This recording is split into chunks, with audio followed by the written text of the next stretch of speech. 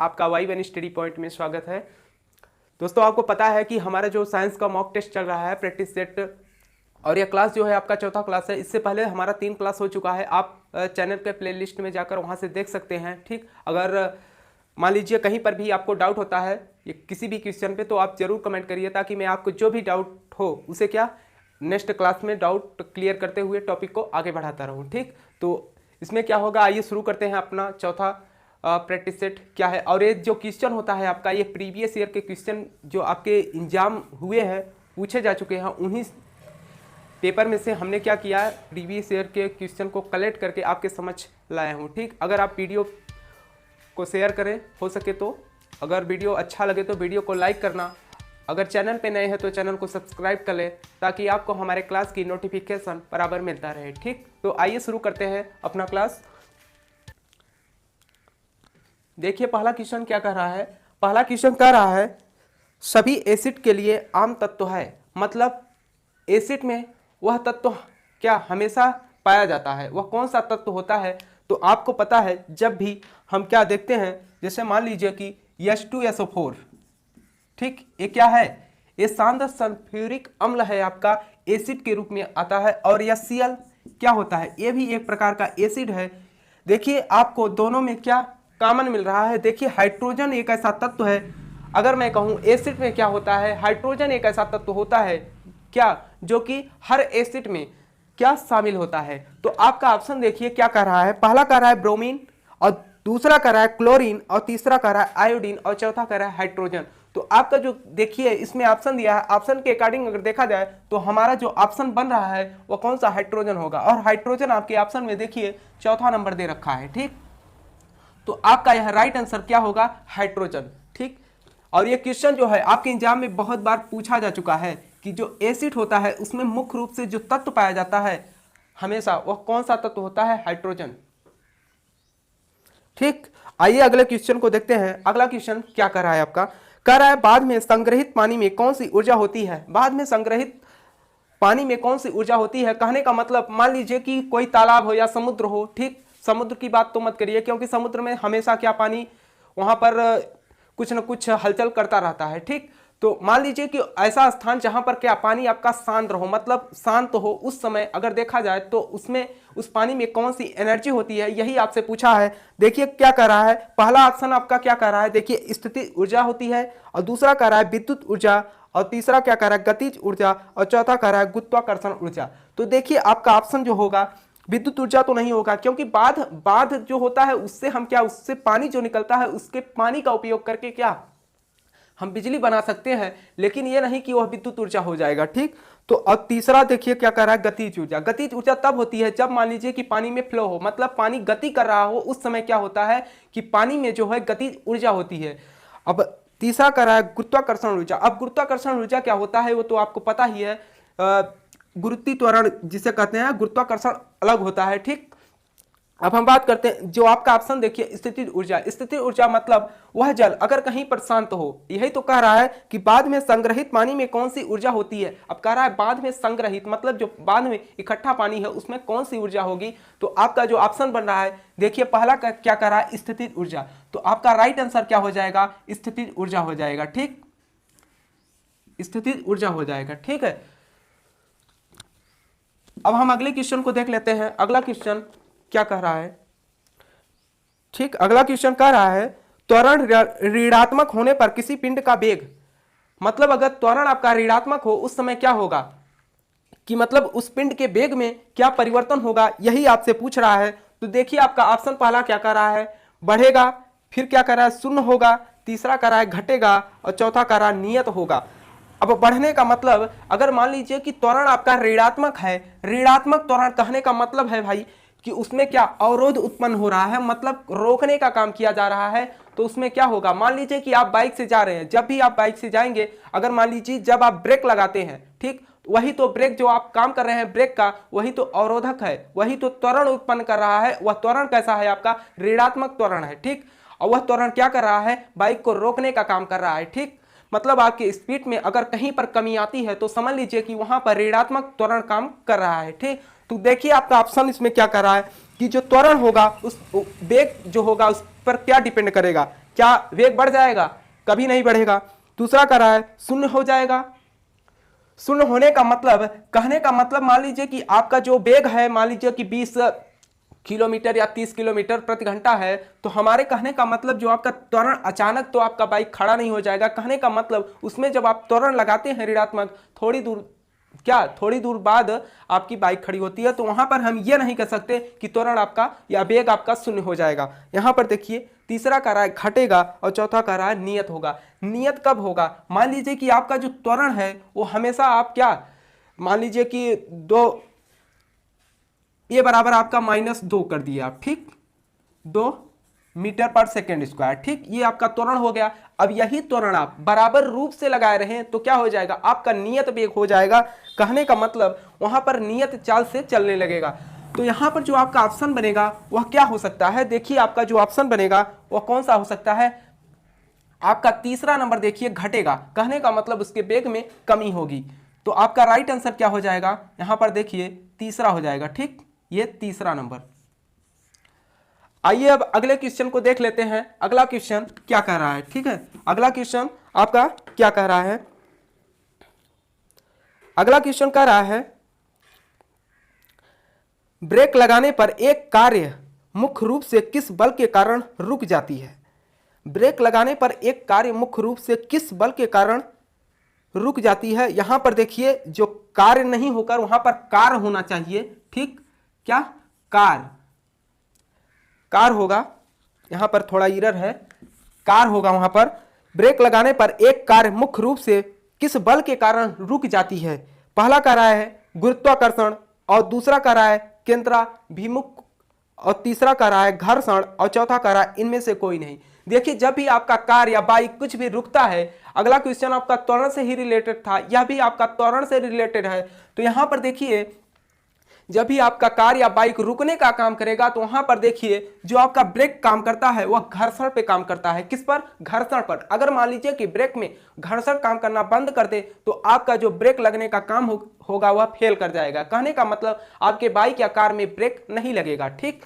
तो इसमें देखिए आपका जो घर्षण है वह आपका राइट आंसर होगा। घर्षण क्या काम करेगा? कार या बाइक को रोकने का काम करेगा। तो इसमें आपका जो ऑप्शन होगा वह कौन सा होगा? सी नंबर यहां पर हो जाएगा, ठीक है, सी नंबर आपका राइट आंसर होगा। अब हम लोग देख लेते हैं अगले क्वेश्चन को। अगला क्वेश्चन आपका क्या कह रहा है?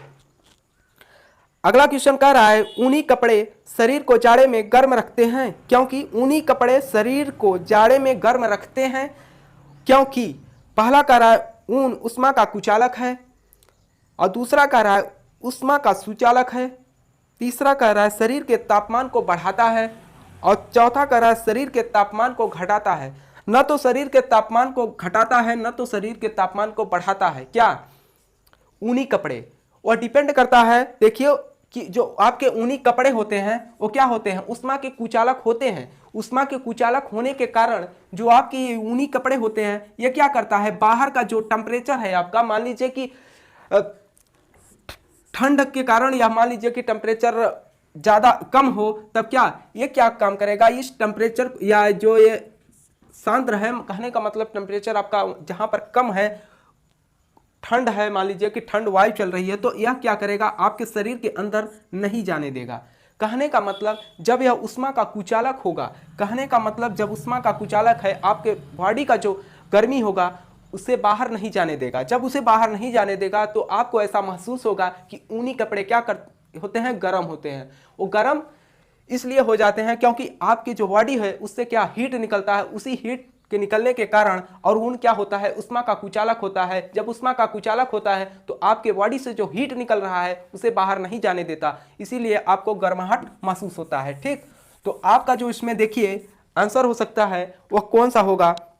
ऊनी कपड़े में आपका पहला ऑप्शन देखिए क्या कह रहा है, सही हो जाएगा। इसका राइट आंसर पहला हो जाएगा, ठीक है। आइए अब अगले क्वेश्चन को देख लेते हैं। अगला क्वेश्चन आपका क्या कह रहा है? अगला क्वेश्चन यह कह रहा है यदि तापमान बढ़ता है तो धन की गति, क्या?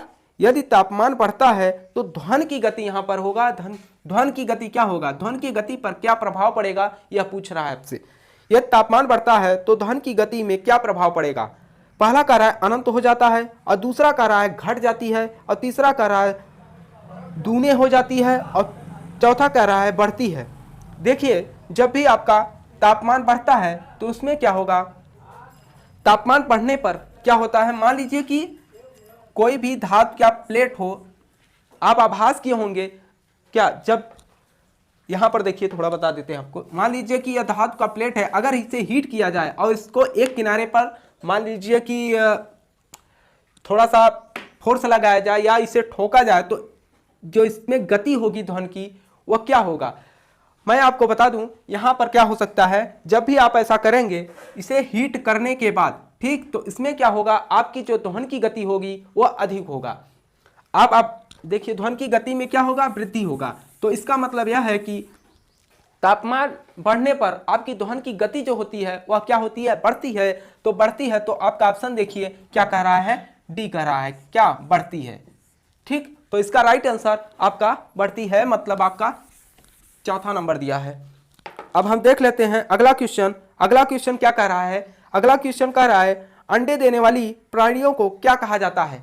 जो अंडे देने वाली प्राणियां हैं उन्हें क्या कहा जाता है। पहला कह रहा है एक कोशिकी, क्या एक कोशिकी वाले जो जीव जंतु होते हैं क्या वो अंडे देते हैं। एक कोशिकी वह जीव होता है, जैसे आपका हो गया अमीबा। अमीबा क्या होता है, एक कोशिकी होता है। अगर अमीबा को काट दिया जाए वह दो भागों में डिवाइड हो जाता है। कहने का मतलब वह दूसरे सेल पर डिपेंड नहीं करता। ठीक है, तो अब देखिए दूसरा कह रहा है जरायुज, और चौथा कह रहा है समसूत्री, और चौथा तीसरा कह रहा है समसूत्री, और चौथा क्या कह रहा है अंडज। कहने का मतलब यहां पर देखिए ना, तो आपका अंडज हो सकता है, समसूत्री मतलब समान, समसूत्री मतलब समान गुण वाले जो होते हैं उन्हें कहते हैं। और यहां पर देखिए जो आपका ऑप्शन होगा वह जरायुज होगा। यह जो प्रजाति होती है, या हम कहें कि एक प्रजाति के बारे में पूछा है ना, यही प्राणी क्या कहा जाता है, ये जो होता है आपका यह अंडा देती है। या हम कहें कि जितनी भी प्राणियां होती हैं जो अंडे देती हैं उन्हें क्या कहते हैं, जरायुज कहते हैं। तो आपका जो ऑप्शन होगा इसमें देखिए कौन सा कह रहा है, आपका ऑप्शन नंबर यहाँ पर बी हो जाएगा। ठीक है, बी नंबर आपका राइट आंसर हो जाएगा। अब हम बात कर लेते हैं अगले क्वेश्चन पे कि अगला क्वेश्चन आपको क्या है। ठीक है, अगर आपको क्लास अच्छा लग रहा हो तो क्लास को लाइक करना, शेयर करना। अगर आप चैनल पे नए हो तो चैनल को सब्सक्राइब कर लें। आपके लिए इतना मेहनत कर रहा हूं, कम से कम आप इतना तो सहयोग कर सकते हैं। ठीक, आइए अगले क्वेश्चन को देखते हैं। अगला क्वेश्चन कह रहा है परम शून्य ताप होता है। परम शून्य ताप क्या होता है। देखिए परम शून्य ताप अगर हम कहें, यहां पर परम शून्य ताप की बात किया है तो मैं कह सकता हूं 273 सेंटीग्रेड जो होता है यह क्या परम ताप के श्रेणी में आता है। लेकिन अगर इसी 273 सेंटीग्रेड को हम क्या करें, अगर इसे हम केल्विन में चेंज कर दें तो हमें पता चल जाएगा, क्योंकि आपका ऑप्शन देखिए सेंटीग्रेड में दिया है और केल्विन में भी दिया है। ठीक, तो -273 सेंटीग्रेड क्या होता है, यह परम शून्य ताप होता है। ठीक, परम शून्य ताप होने के कारण अगर हम देखें ऑप्शन में आपका क्या दिया है, ऑप्शन में आपका केल्विन में दे रखा है।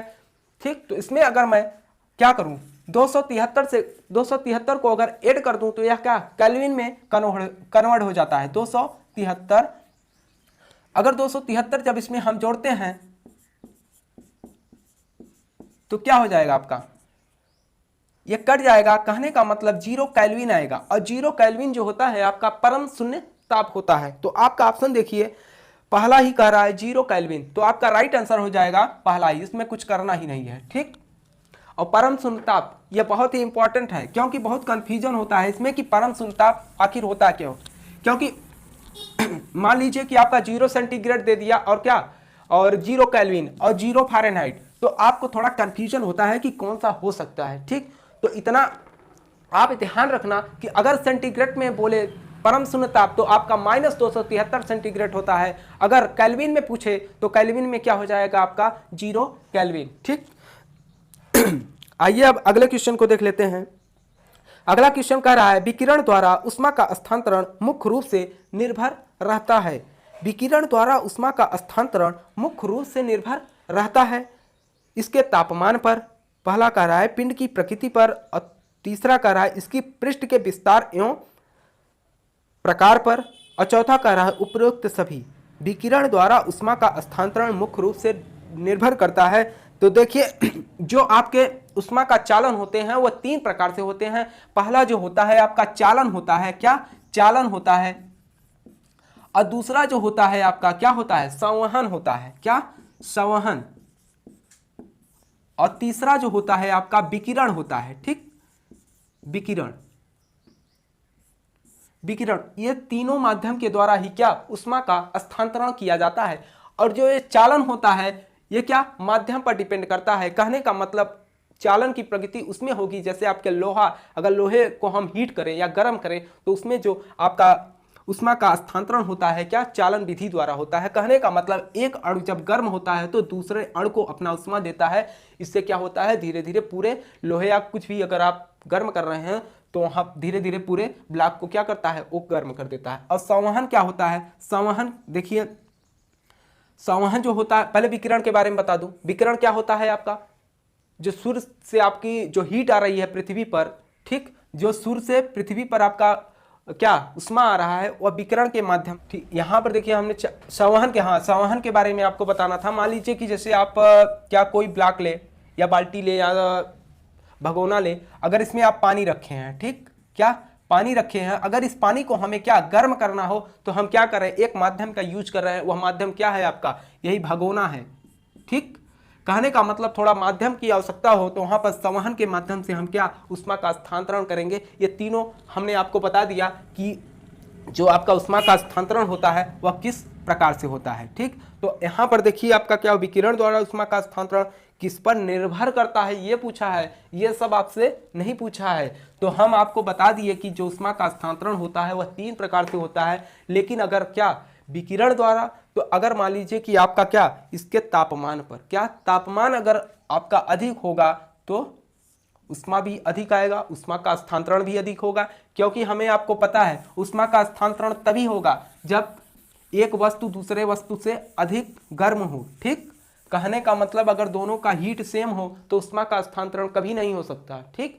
या एग्जाम्पल के तौर पे आप जब ठंडियों में क्या करते होंगे, अलाव वगैरह तापते होंगे। मान लीजिए कि आपका क्या हाथ जो है ठंडा रहता है, उस समय ठंडा रहता है, और जो आग जलता है वह गर्म रहता है। मान लीजिए कि आपका हाथ 37 से 38 जो भी सेंटीग्रेड पे मान लीजिए है हाथ आपका नॉर्मल टेम्परेचर में, और आपका जो आग है अगर मान लीजिए कि वो भी क्या 37 पर है, तो क्या आपका ऊष्मा का स्थानांतरण नहीं होगा। ऊष्मा का स्थानांतरण तभी होगा जब आप क्या, दूसरा जो आपको हीट देने वाला है वो आपके हीट से अधिक होगा, ठीक। अब अगला क्वेश्चन देख लेते हैं। अगला क्वेश्चन क्या कह रहा है, मानव द्वारा छोड़े गए श्वास में शामिल होता है। मानव द्वारा जो श्वास छोड़ते हैं उसमें क्या शामिल होता है। कहने का मतलब हमें आपको पता है मानव द्वारा क्या, मानव द्वारा छोड़े गए श्वास में शामिल होते हैं। हमें आपको पता है मानव कैसा श्वास छोड़ता है, कार्बन डाइऑक्साइड छोड़ता है, यही छोड़ता है CO2।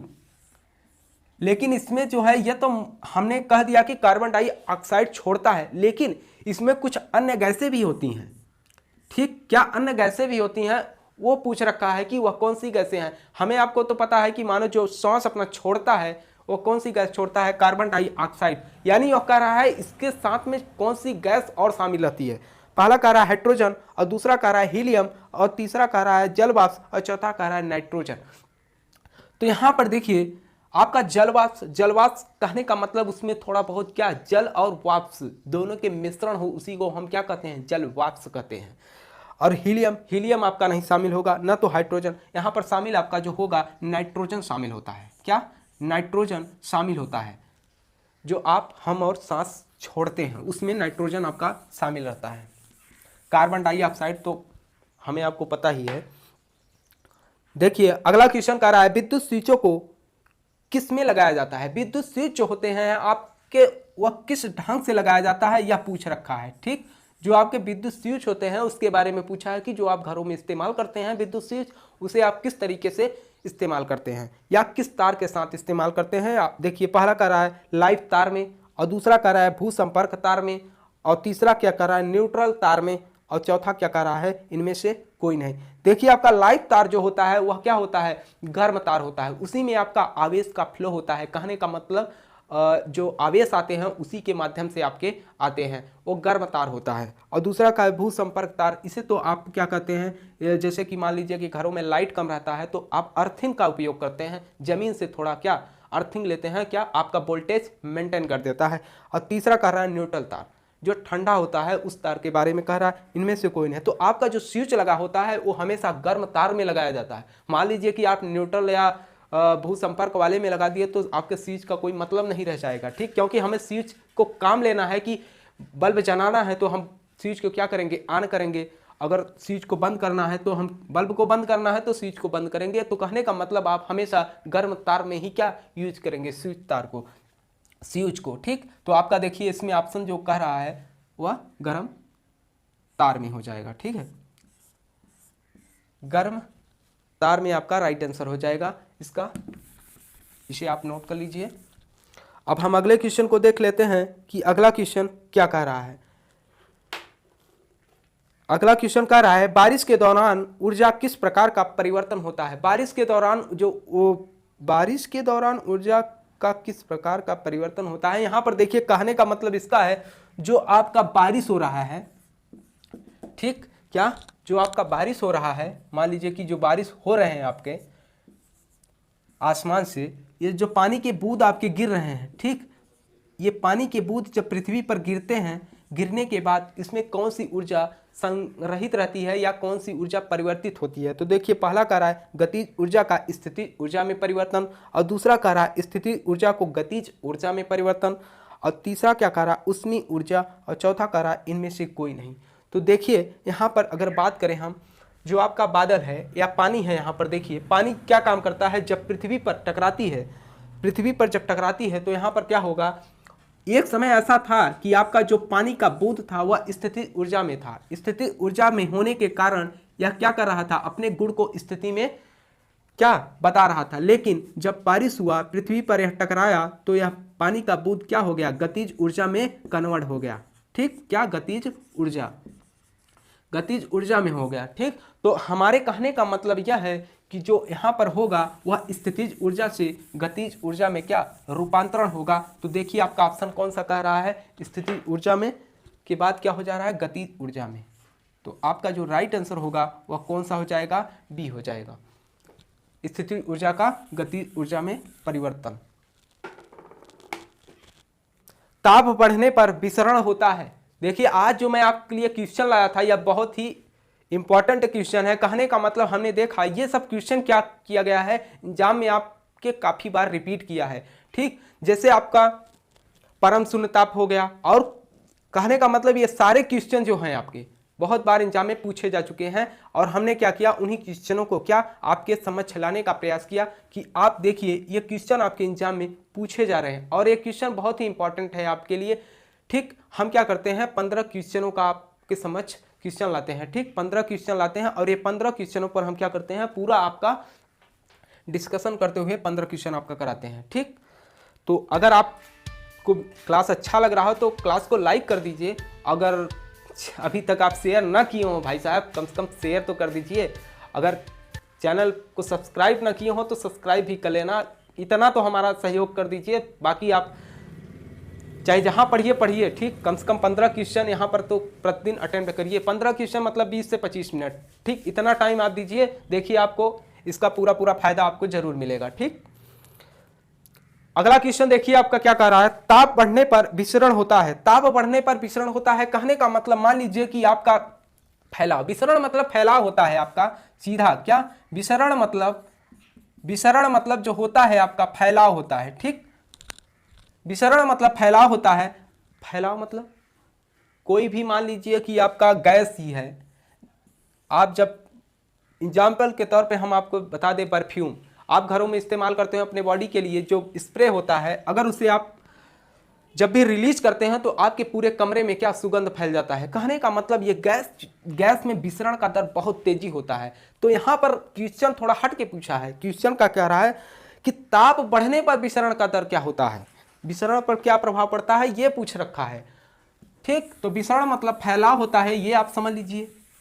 तो कहने का मतलब जब आप किसी भी चीज को हीट देंगे, हीट या गर्म करेंगे, मान लीजिए कि क्या एक फ्लास्क में आप या एक बाल्टी में क्या लिए हैं, पानी लिए हैं, अगर इसे आप हीट दे रहे हैं, क्या हीट देने का काम कर रहे हैं, जब हीट देंगे तो इसमें क्या होगा, इसके अणुओं में गति उत्पन्न होगा। जब इसके अणुओं में गति उत्पन्न होगा तो क्या करेगा, कुछ समय बाद ये हीट लेते लेते क्या गैस रूप में क्या कन्वर्ट होता जाएगा। जब गैस रूप में यह कन्वर्ट होगा तो क्या यह जलवाष्प बन जाएगा। जलवाष्प बनने के बाद यह क्या आकाश में उड़ जाएगा। कहने का मतलब तो यह अभी तक तो देखिए पानी था, जैसे हमने हीट दिया यह क्या कम कर रहा है, यानी इसके फैलाव या इसके विसरण की दर में क्या वृद्धि हो रहा है। तो यहाँ पर देखिए कहने का मतलब फैलाव जो होगा आपका टेम्परेचर पर डिपेंड जरूर करेगा। ठीक, तो आपका देखिए क्या करेगा, विसरण जो होगा फैलाव आपका, ये तो समझ गए होंगे आप। समझने के बाद आपको यह भी समझ गए होंगे कि इसमें आंसर क्या हो सकता है। आंसर जो होगा आपका पहला हो जाएगा, मतलब बढ़ता है। क्या बढ़ता है। अब हम अगले क्वेश्चन को देख लेते हैं कि अगला क्वेश्चन आपका क्या कह रहा है। अगला क्वेश्चन कह रहा है कार्य करने की क्षमता को क्या कहते हैं। कार्य करने की क्षमता को क्या कहते हैं, यह आपसे पूछा है। कार्य करने की क्षमता को क्या कहते हैं। कार्य करने की क्षमता को मैं आपको बता दूं, अगर यहां पर आपका ऑप्शन देखिए, पहला कह रहा है शक्ति और दूसरा कह रहा है ऊर्जा, तीसरा कह रहा है गतिज ऊर्जा और चौथा कह रहा है स्थितिज ऊर्जा। तो देखिए यहां पर शक्ति तो आपका नहीं होगा, क्योंकि हमें पता है P बराबर क्या होता है, शक्ति बराबर W/T। कहने का मतलब कार्य बटे समय होता है। यहां पर शक्ति नहीं हो सकता। और दूसरा कह रहा है क्या, ऊर्जा। तो इतना आप याद रखिए, क्या ऊर्जा जो आपका होता है वह किस पर डिपेंड करता है, वह कार्य पर डिपेंड करता है। कहने का मतलब अगर आपके अंदर एनर्जी नहीं है तो आप कार्य कैसे करेंगे। कहने का मतलब कार्य और ऊर्जा एक दूसरे पर रिलेट करते हैं। अगर मान लीजिए कि कहीं पर आपको कार्य करना हो तो आपको ऊर्जा होना जरूरी है। अगर ऊर्जा है तो आप कार्य कुछ ना कुछ जरूर करेंगे, चाहे निगेटिव ही काम करेंगे लेकिन करेंगे। अगर आपके अंदर क्या एनर्जी होगा तो। अगर एनर्जी नहीं है तो आप एक जगह बैठे रहेंगे, कहने का मतलब आप काम नहीं करेंगे। समझ में आ गया होगा। ये तो बहुत ही अच्छा एग्जाम्पल आपको हमने दे दिया।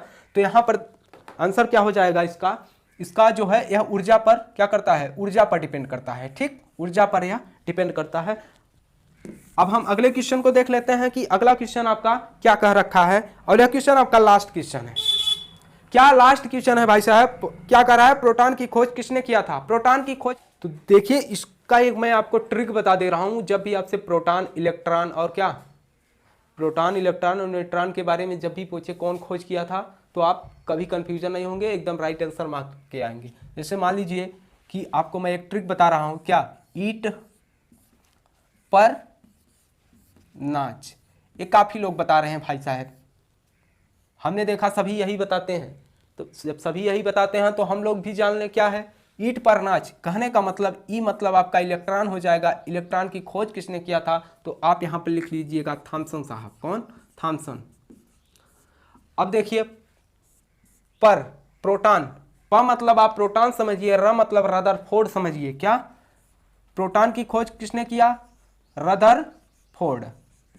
ठीक, रदरफोर्ड। अब यहां नाच मतलब न मतलब यहां पर न्यूट्रॉन समझिए आप। ठीक, क्या न्यूट्रॉन समझ लीजिए। न्यूट्रॉन की खोज किसने किया था, चैडविक साहब। चैडविक एक वैज्ञानिक है, वही क्या किए, न्यूट्रॉन की खोज किए। इन तीनों को आप याद रखिए, आपको कभी कंफ्यूजन नहीं होगा। जब भी आपसे पूछे कि इलेक्ट्रॉन या प्रोटॉन न्यूट्रॉन की खोज किसने किया था, तो आप इतना याद रखिए ईट पर नाच। ये याद हो गया, तीनों हो गया। ठीक, तो इसमें देखिए आपका कौन सा हो जाएगा, पूछा था आपका प्रोटॉन की खोज किसने किया था, तो प्रोटॉन की खोज जो थे वे कौन थे, रदरफोर्ड साहब थे। आपका राइट आंसर भी हो जाएगा यहाँ पर। ये था आपका 15 क्वेश्चन। और यह जो आपका क्लास था, यह चौथा क्लास था। इससे पहले भी क्या क्लासें हो चुकी हैं और टोटल 4 प्रैक्टिस सेट हो गए हैं आपके। 4 मतलब 15 चौका 60, टोटल 60 क्वेश्चन हो चुके हैं आपके। अब हम क्या करते हैं, 5वें क्लास को लेंगे। जब 5वें क्लास को लेंगे उसमें भी क्या आपको बहुत ही इंपॉर्टेंट क्वेश्चन लाएंगे। ठीक, अगर आपको क्लास अच्छा लगा हो, क्लास को लाइक करना, शेयर करना। अगर चैनल पे नए हैं तो चैनल को सब्सक्राइब कर लें। बस आज के लिए इतना ही, नमस्कार।